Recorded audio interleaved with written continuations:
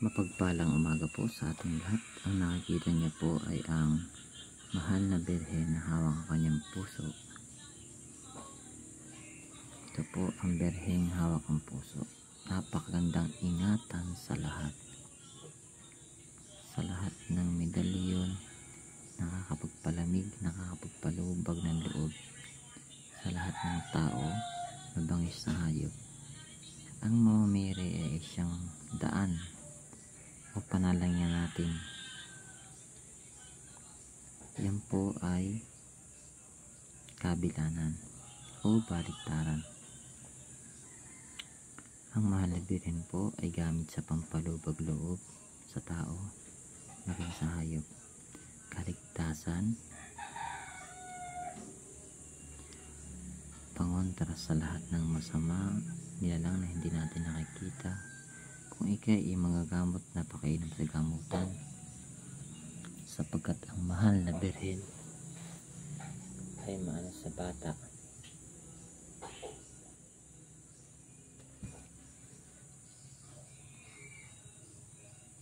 Ito po ay bihira lamang na lumalabas. Ito po ay antigo na wala na pong talian. Binutasan ko na po para masuot. Kung alam nyo po, ang lihim na dasal nito ay napakainam po sa lahat. Patungkulan nyo po sa lahat, lalo na po sa pagdating sa abala o kabal.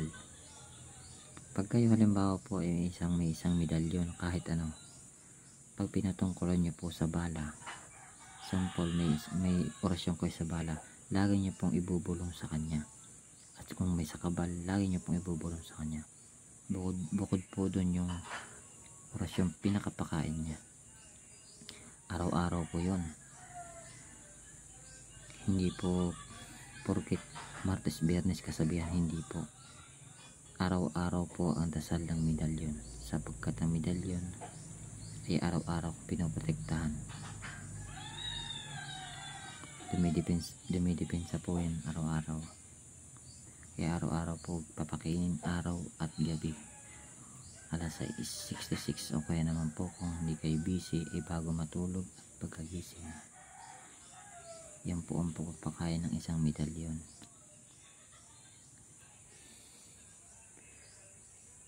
Magandang ingatan po ito. Buhay na buhay po. Kita niyo naman po